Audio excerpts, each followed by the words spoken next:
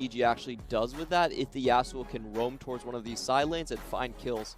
Could be potential to look towards the bottom lane, a lane that with the Xayah Rakan could start blowing up. But picture this for me, ladies and gentlemen.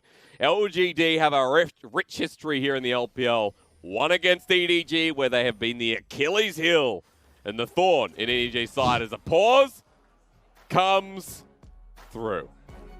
I love this directorial cut. That was straight onto perfect Kramer's pause. face. Kramer's like, man, what the heck was that? Pause the Yasuo. I think it was perfect because he actually had the exact same expression as the Yasuo coming out of the tower. Is like, what the? Yeah. It paused not on Scout, but on Yuuki. So Scout, bless you indeed. So we'll find out exactly what that's about, but get into game one very shortly.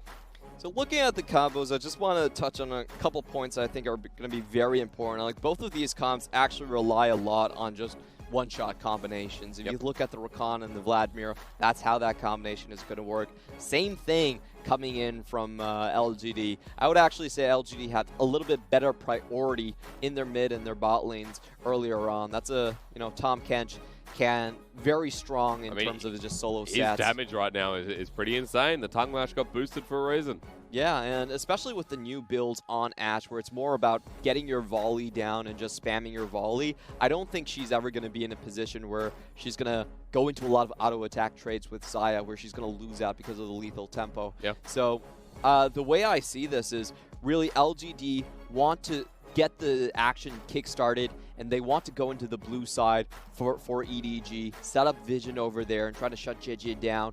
They want to have priority moving both sides, and whenever they can find a pick, the best scenario is just give it to give it to Yuuki. Let's see where Jiejie starts, because we're expecting the red side normal for Olaf. What's the top side on? It's hard when you're like, red side start. They're on red side. Red buff starts what I'm talking about. But EDG, you don't expect this. For the bottom lane gank, and Jiejie may be transitioning to blue buff, depending on what happens here.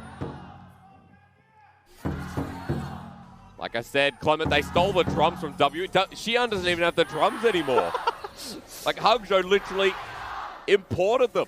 It's a long way from Hangzhou to Xi'an. I think they bought their own drums. They just put it on the truck and just shipped it. All right, welcome to game number one. Finally, ladies and gentlemen, we're out of that pause and into Summoner's Rift. Jiejie going to be backing away here after what was attempted at a level 1 gank towards the bottom side, but it will be a red start indeed. And see where he moves from there. Okay, EDG trying to remain outside of vision, but still caught here anyway. This is smart, though. Xayah Rakan, even level 1. It'll be a W start here from iBoy.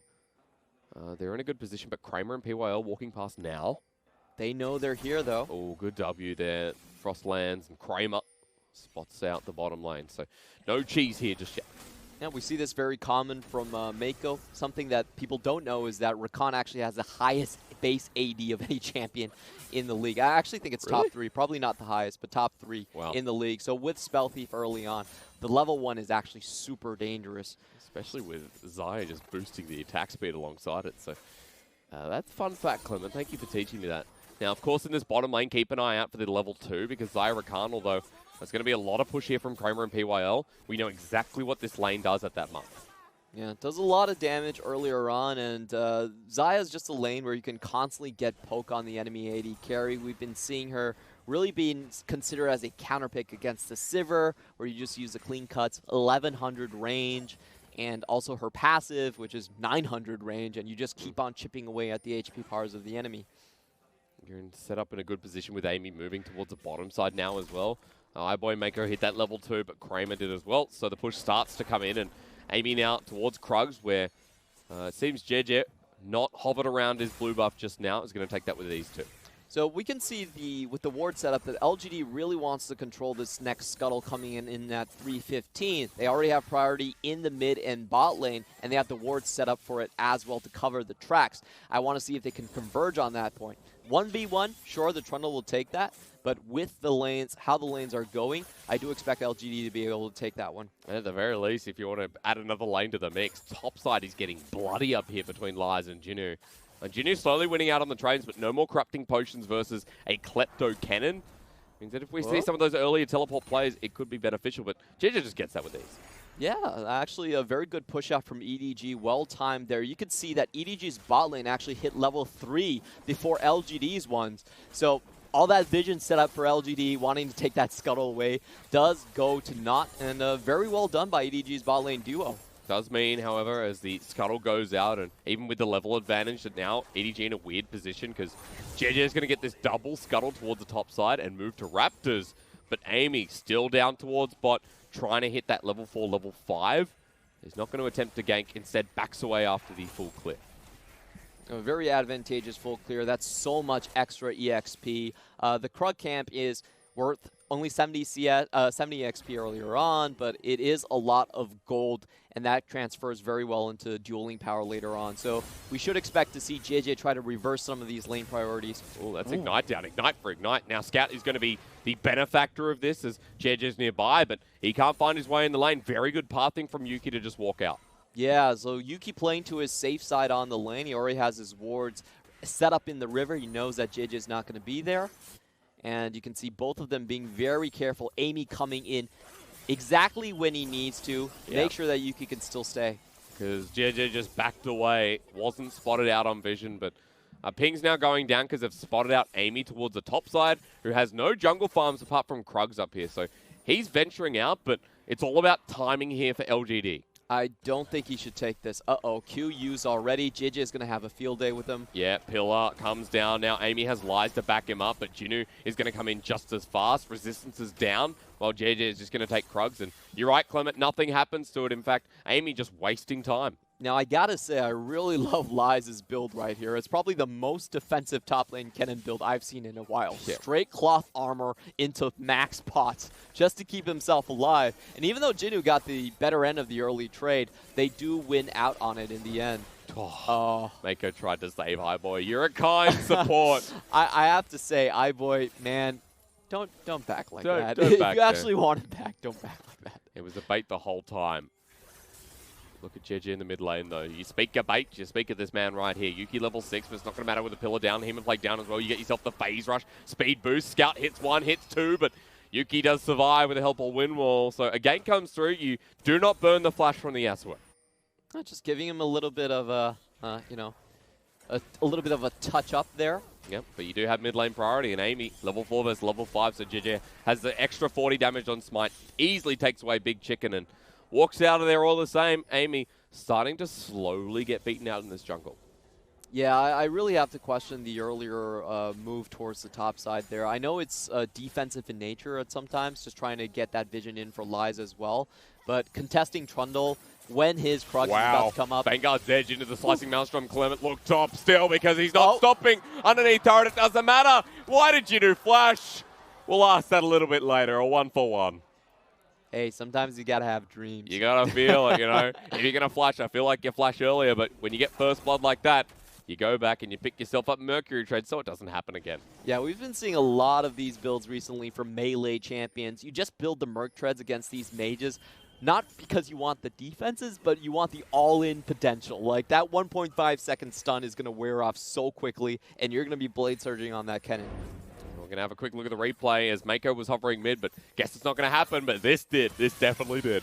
Oh, wow. That was such a beautiful Vanguard's edge from the side, and just a flawless duet to start out at the front. That was perfect distance away from the wall where Kennen had no possible way to dodge out. And you do have to remember that the E no longer gives you extra resistances anymore. But Jinoo going to find himself into the jungle of Eimy. Flashes forward. He misses the Winter's Flail. Still has the ulti. Jinoo's trying to dodge away. Finally, the ult lands, but here comes Jiejie with now level 6. He's hit the subjugate mark. He wants to use it on Eimy. He flashes. He chomps. He gets a resistance. They're going to take it with the ulti as well. And Jinoo gets 1 kill. Looks to bully out Lies for another, but iBoy and Meiko in the bottom lane have found PYL. They get the Blade Caller in. It's the other way around. Just licky-tongues him. And a 1-for-1 across the map. LGD trading bottom side. Yeah, and that was just a straight 2v2 from Kramer and LGD to win that bottom side. I'm very surprised at the outcome of that one. No ults were even used then. Both of them were still level 5, and they get a flash and a kill. This is massive. And no summoners now on EDG's bottom lane too. So Kramer still has the flash available. The Enchanter Crystal Arrow has just come up as well. So they can repeat offenses if they want, and Kramer knows that. Very surprised that that kill actually happened in the bot side. You rarely see that happen, seeing how it goes down. All the damage already thrown onto Kramer, and Meiko actually steps backwards. But also, Clement, Tahm like, this champion is so good!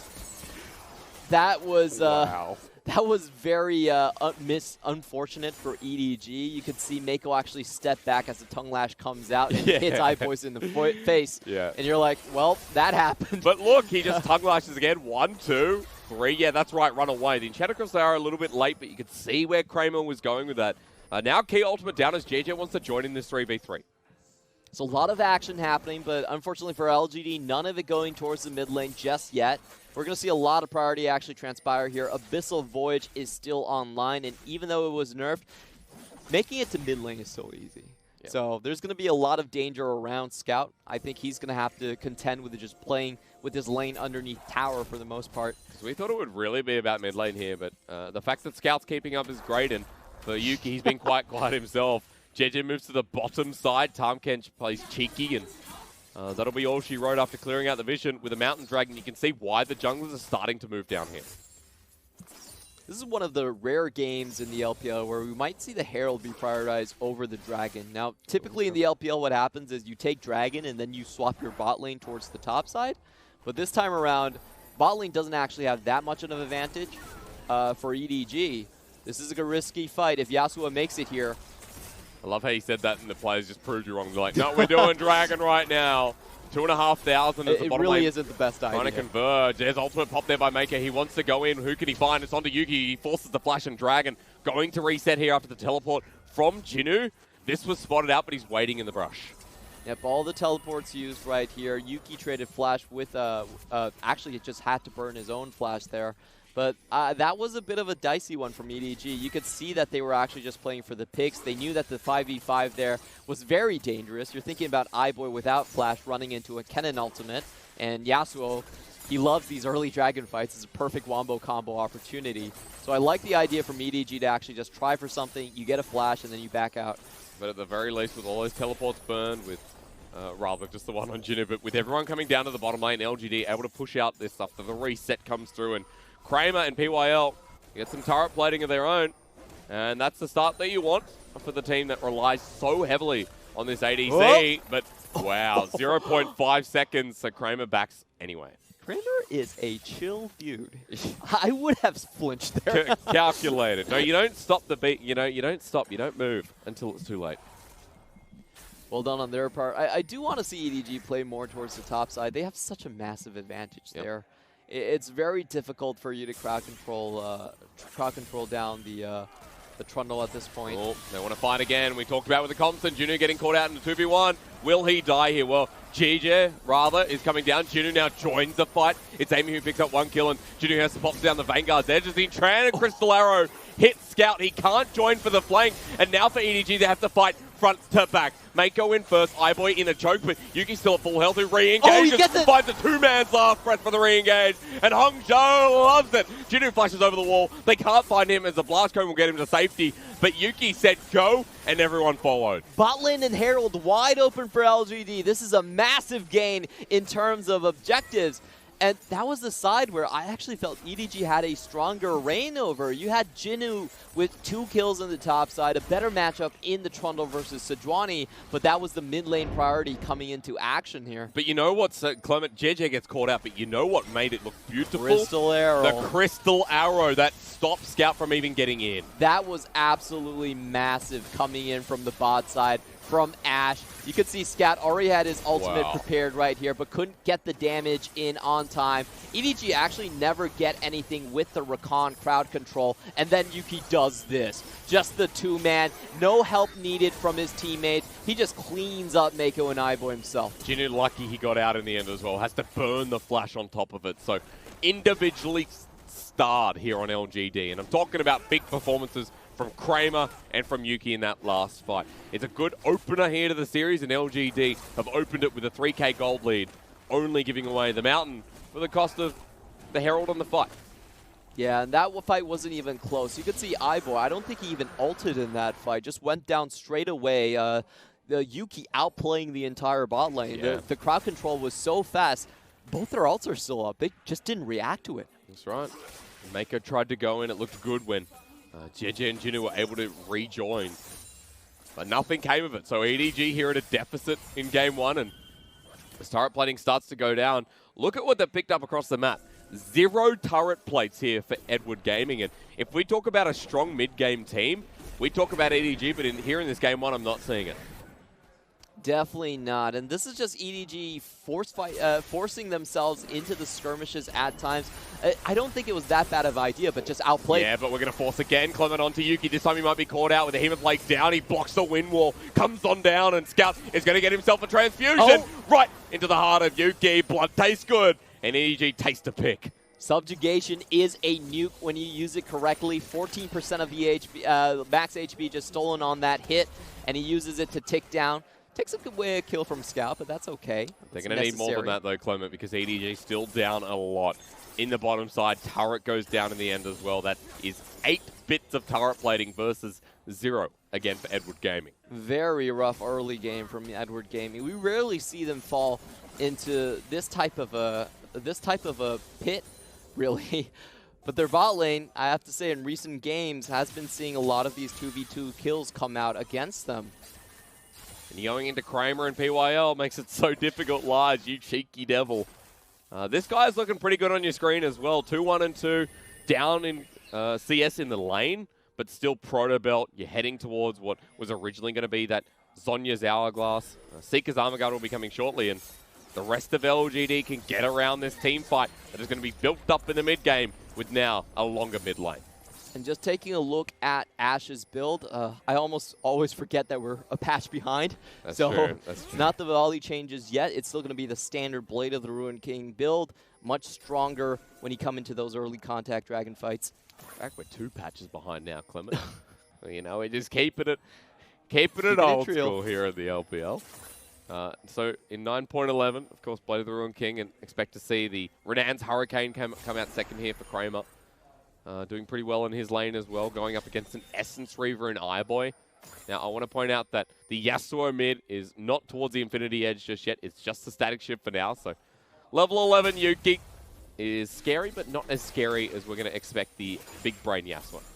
And I actually like this option for the Yasuo. The key part about this is because he still has to hold down on the mid lane. Yep. If you're holding down the mid lane against a bot lane duo, then you need that wave clear to keep yourself alive. A lot of times we've actually been seeing the go-to attack speed item not be the static shield. The Phantom Dancer, right? Phantom Dancer is actually far more common, but I like this adaptation from Yuuki. He realizes that his positioning out in the mid game is still mainly to match up against the likes of iBoy and Meiko, so he's doing it for the priority, for the wave clear. Also, remember that Phantom Dancer became a very defensive item a couple of patches ago, so not looking for Lifeline instead, the boost in Static Shiv. Yuuki heading towards the top side to give us a bit of a showcase here, but LGD, they might not have to do much to secure this top lane turret. Yeah, look how far Scout is trailing Yuuki on this play. There's nothing they can really do here. Instantly give it up. Also, the Enchanted Crystal Arrow is still there waiting for them. Yeah. You can't really face check into that crowd control. Even at point blank, it's still, I believe, a 2-second Something stun. like that, yeah. It's pretty long. Across the map, when Scout got hit before, it was towards 3.5. Yeah. Something ridiculous. It's the max range on it is 3.5. 3.5, yeah. It's really crazy. I mean, it was shot from the bottom lane, so... well, will we see another one as good as that? Who knows? But I can tell you one thing right now. It's going to hurt a little bit more. Kramer with the BF sword pickup and Boots of Swiftness for the Ash as well. Now, that is rare to see, but if someone who can chase and slow at the same time, why not? So I think the main idea is that it does provide slow resistance, and that allows you to get away from things like the Tides of Blood, things like the Pillar, and things like the Vanguard's Edge. But still a very rare one to see. Look at this. Attack, run. Attack, run. It's cool. I like the innovation here from Kramer. I also like that Eimy is looking for the fight down the bottom lane, and Jinoo now going to be in knock-up territory. Yuuki, they find the Permafrost, they flash forward, they get the Whirlwind, and they smack him down. See you later, Jinoo, and hello, LGD's bot. Yeah, just so easy to get that Q Arctic Assault combo off. It's basically impossible. You know what, to dodge. Clement? This is our Yasuo Gragas here. Now, I know we've done it a couple of times before. NA and EU touched it, but man, the Sejuani, Yasuo is still facilitating a similar role. Very true in this case. And this is, you just can't let that composition run away. Like, the win rate for the comp actually hasn't been that high in the LPL overall, but when it gets a lead, it's super damn oppressive. Yeah. We play so well off the snowballs here as well, and you're seeing one in facilitation as Dragon goes down to LGD. Their first of this series, and it's going to be followed up by the double cloud potential. So when you have Boots of Swiftness as an Ashe AD carry, and you have double cloud Dragon, the potential for 3, you're going to be moving fast. What is it? It's 420 right now. Hell yeah, Kramer. He's moving fast. That's bruiser territory for most of the champions in League of Legends. Mate, that's Moby's territory. We're getting there. Definitely getting there. Level 11 on the Ashe right now. I'm keeping track of the levels because Enchanted Crystal Arrow base damage is only going to go higher. And you're getting a quick look at how that AD carry matchup is shaped up as well. It's 1,300 gold to the Ashe right now. Even through mid, 1,000 there. And, I mean, jungle has been a big part to play here as well because Jiejie has fallen behind the wayside. And there's not a lot of help for EDG really coming in here.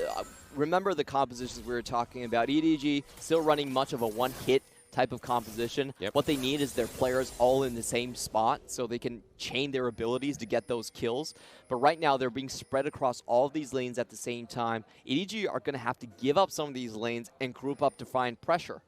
A 6k gold behind, and further the point of compositions, we're also talking about how we get to that late game, and there is that, as you mentioned, nuke.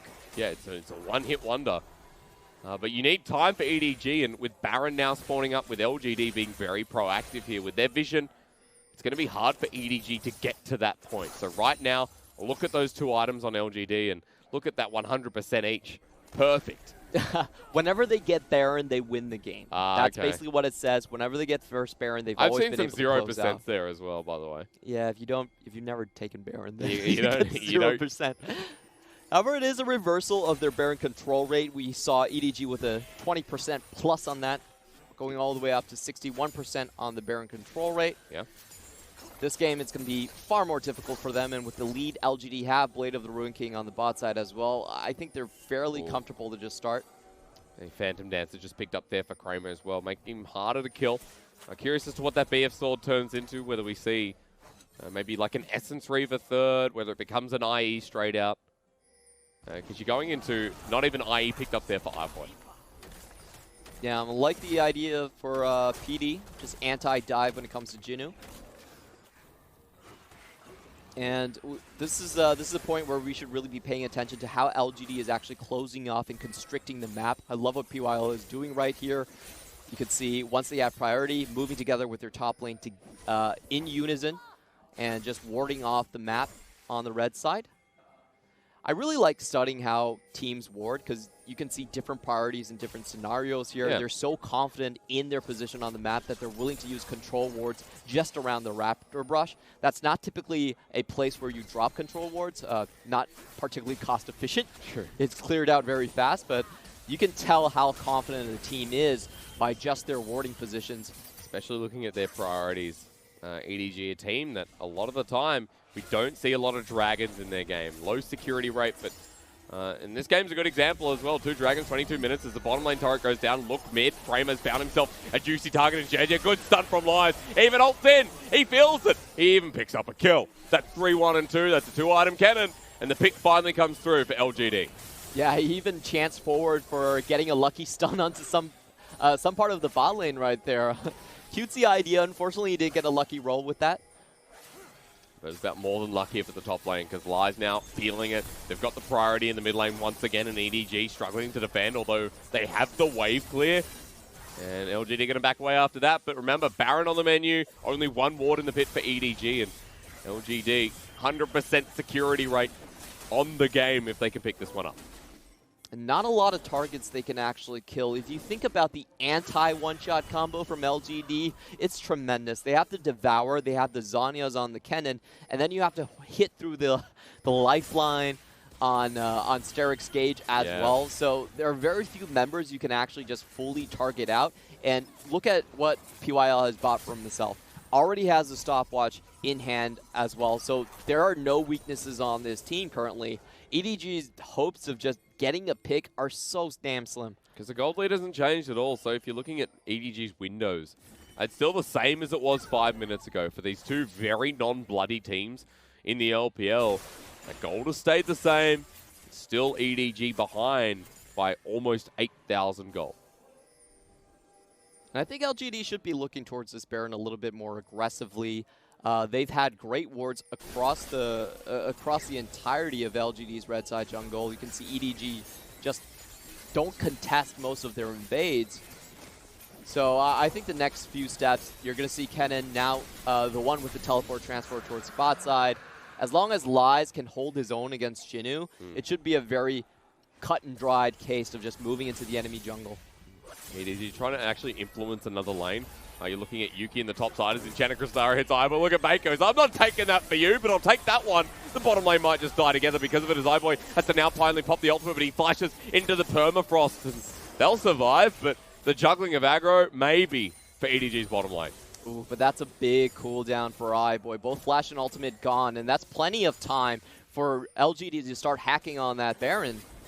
You can see Jinoo and Jiejie standing here willing to defend, but LGD is 4, can easily hit this away. Jiejie now, remember, there's two forms of CC, Time Catch and the Sejuani, but the Vanguard's Edge coming out might delay things as Hemo playing onto 4. This for Scout, defining moment as Jinoo goes in, get a 2-man fall straight, goes golden. Scout still wants to follow up. They find their first pick at EDG. Their team fight comes alive. Their support comes even more so. They get 2 for the price. The 1, it's a fire sale, and every part of LGD must go.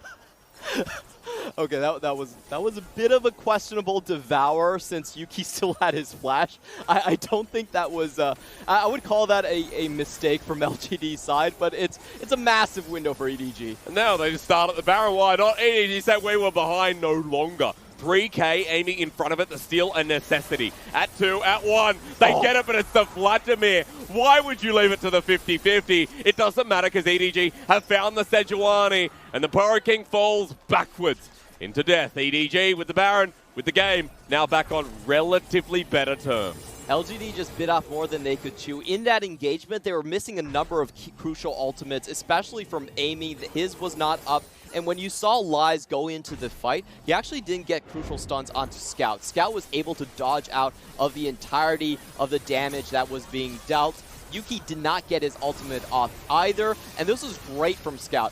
Very, very good team fighting from Scout. He gets a full channel Tides of Blood behind the wind wall. They take down Kennen, who had Azanias for some reason, but wasn't able to proc it. And then you have, it's basically kind of like, you know, running a truck into a pregnant woman, and you get both deaths right there. Oh my God! No, Clement. I'm sorry. That was very unfortunate from the bot lane. Oh my God! And they were just missing too many ultimates. Sure. Oh, it's so dangerous casting with you. Look, I get the analogy. You're right. 2 for the price of 1. Sure. Oh yeah, that's what they call it on the Chinese side. Oh really? Yeah, it's 1 body, 2 deaths. Oh okay, yeah, but different meaning. Anyway, there's ult for ult here in the bottom side. iBoy has to use the Blade Caller, or rather the Feather Storm to get out. Excuse me. But Kramer with the Enchanted Crystara. There's an opportunity now as LGD find themselves Scout, but he's got a 2-man ulti. He's a level 16 Vladimir. I don't think they want this. He's in a choke. He's going to heal up fully. And this for Yuuki could be bad to worse. Permafrost onto Scout, but is it going to expire? No. He gets the transfusion and LGD rotate. PYL and Kramer save that play. Very good Abyssal Voyage. You could see this pinpoint spot PYL dropped into, cut the entire bot lane off from EDG. And despite Scout playing that so well, they still couldn't save him. Like in all of these engages, just watch how Scout is actually playing these team fights. It is incredibly impressive. He's actually anticipating the wind wall and letting the Tides of Blood rip behind the wind wall. He's always very conscious of his positioning, but PYL really got the better of that one. Yeah, that's why you're thankful to the bottom lane here if you're Yuuki and Eimy. Rest of EDG not willing to commit on down, but they've got 20 seconds before their mid lane, who doesn't have teleport, rejoins. Now that Baron buff was purely a defensive maneuver. I can't even say that word. Yuuki moves to the top side though, and just because EDG got the Baron doesn't mean they're purely back in this game. They lose top side anyway. Yeah, it's very easy to forget how much of a disadvantage they actually are. Still 6k down in the gold lead. Yasuo still does a lot of damage in these team fights.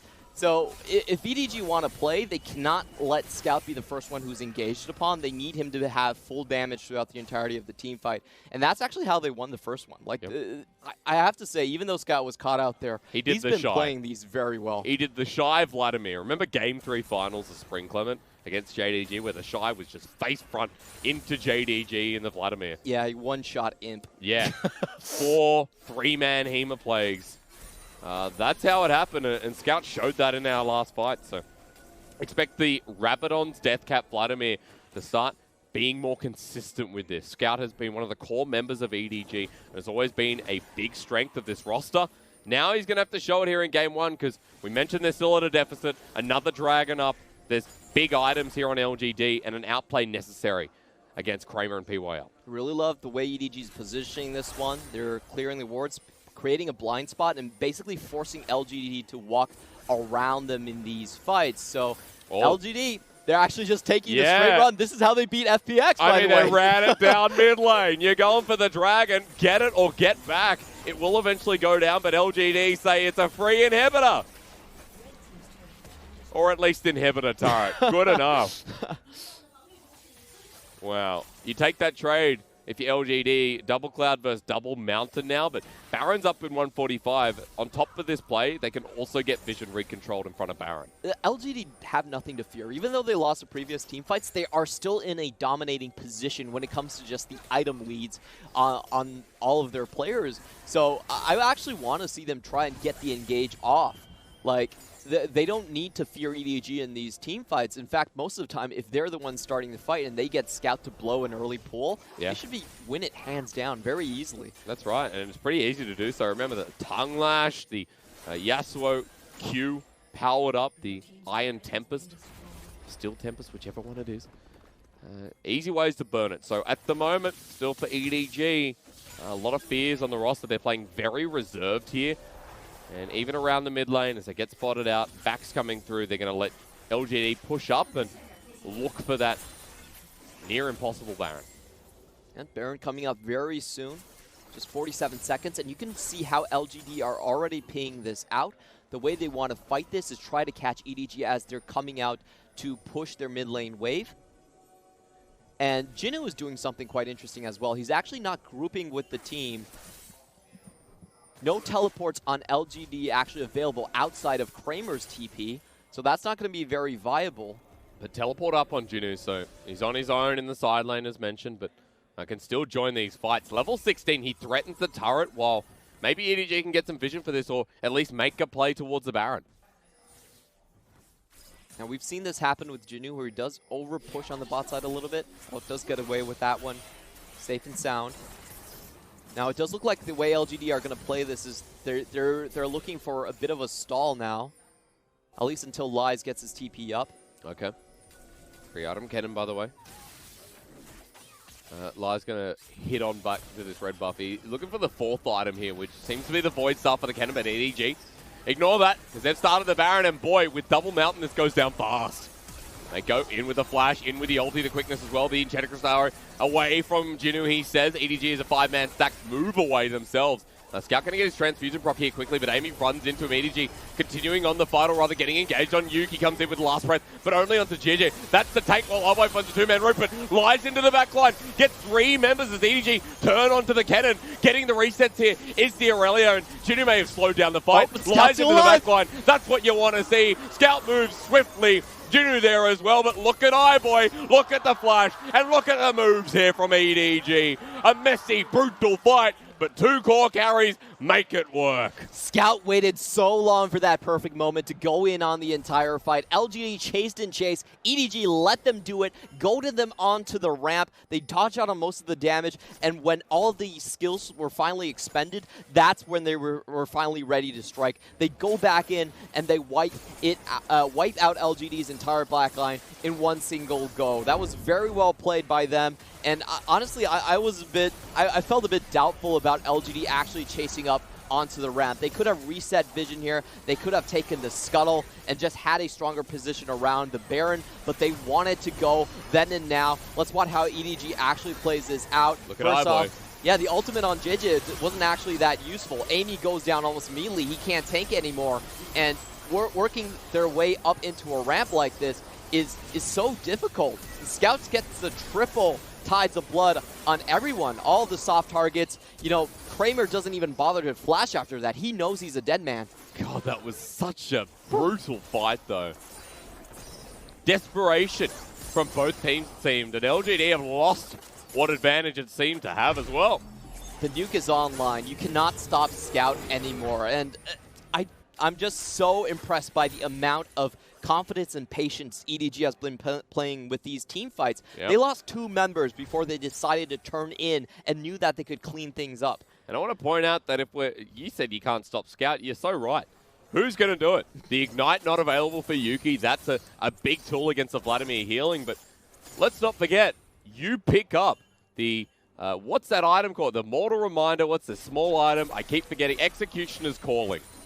Where is it on the Ashe? Kramer has gone for the QSS, has no more room in inventory. He's relying on the Morello Nomicon coming in from his top lane. That's very true. I think the way that LGD need to approach this team fights is that they cannot have Lies go in and be the initiator. It's too hard to actually find the kill when you're running up against into the Vanguard's edge, against iBoy who has his ultimate.